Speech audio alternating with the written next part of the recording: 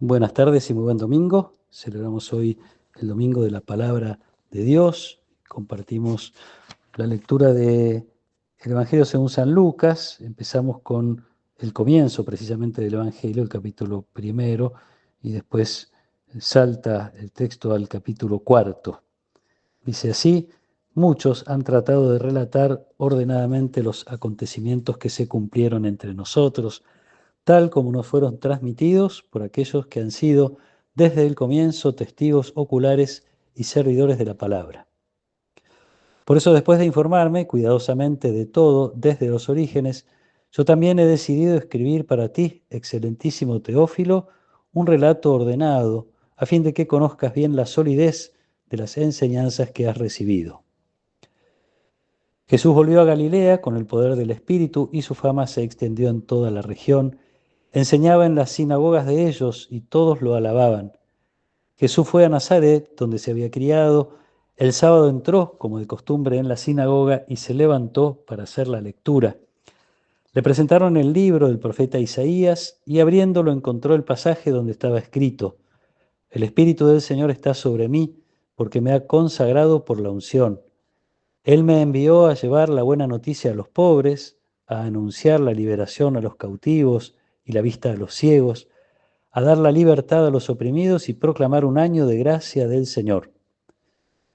Jesús cerró el libro, lo devolvió al ayudante y se sentó. Todos en la sinagoga tenían los ojos fijos en él. Entonces comenzó a decirles: hoy se ha cumplido este pasaje de la Escritura que acaban de oír. Palabra del Señor.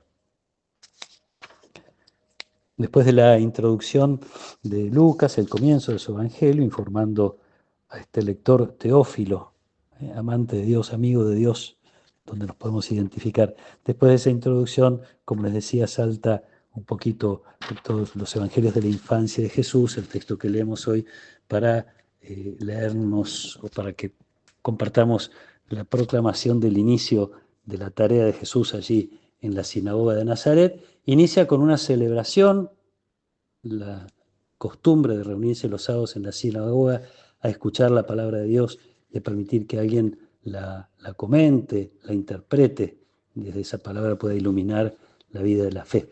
Es lindo ver, y si tienen tiempo de hacer un poquito más de oración, les recomiendo que lo hagan con la primera lectura del día de hoy, sacada del libro de Nehemías, capítulo 8, donde también hay una celebración de la palabra, una celebración de la palabra muy particular, porque el pueblo está volviendo del exilio en Babilonia, está empezando como a reorganizarse.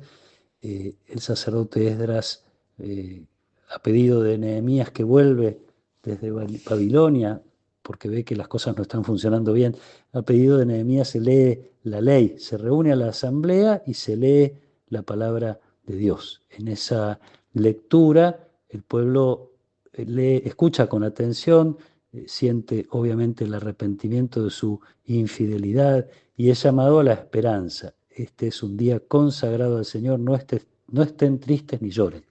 Donde entonces la palabra de Dios, interpretada en el momento concreto de la historia, es una palabra que cuestiona, que corrige, que llama la atención, que de algún modo invita a la conversión, en el reconocimiento de la propia infidelidad o de la distancia que el pueblo tiene en su vida respecto de lo que la palabra de Dios pide o exige. Pero es también un llamado a la esperanza, y acá es donde me gustaría detenerme. Nosotros por fe aceptamos que Dios existe, pero también por fe aceptamos que Dios obra en nuestra vida. La fe no es solamente adherir a algunos conocimientos, es que abrir el corazón a la obra de este Dios en el que creemos en nuestra vida personal y comunitaria, y entonces nos abrimos al cumplimiento de las promesas de Dios, y allí es donde radica la esperanza. El Evangelio es el reconocimiento de Jesús o la proclamación de Jesús de que las promesas de Dios, la gran promesa de Dios, que es la salvación a través del Mesías, se hace presente. Este pasaje que acaban de escuchar se ha cumplido hoy, se cumple hoy. Jesús anuncia entonces la salvación de los pobres, de los afligidos, de los que están privados de su libertad, etc. Es el anuncio de un Dios que viene a intervenir en la historia.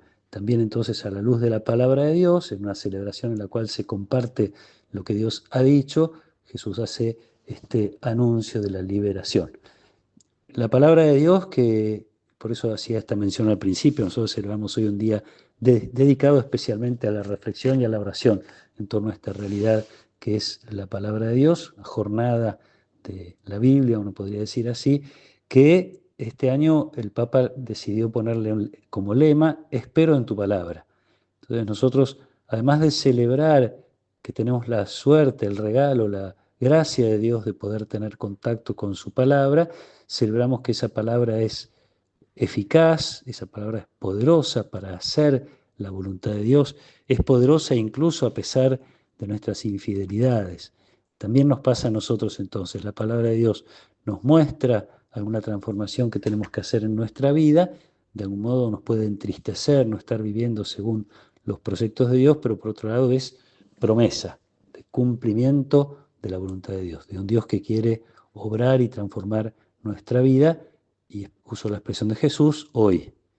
Cada vez que nos encontramos con la palabra de Dios, viene esa fuerza salvadora de Dios. Este pasaje se cumple hoy, la presencia de Dios se cumple hoy. La esperanza entonces se alimenta en la palabra de Dios que es siempre fiel a pesar de nuestras infidelidades. Demos gracias a Dios que nos regala su palabra, pidámosle que siempre podamos escucharla con esperanza, más allá de que nos haga reconocer el camino que todavía nos falta hacer, pero confiando más en el poder de Dios que en nuestra propia capacidad para transformar nuestras vidas. Que nos acompañe la protección y la bendición de Dios Todopoderoso, del Padre y del Hijo y del Espíritu Santo. Amén.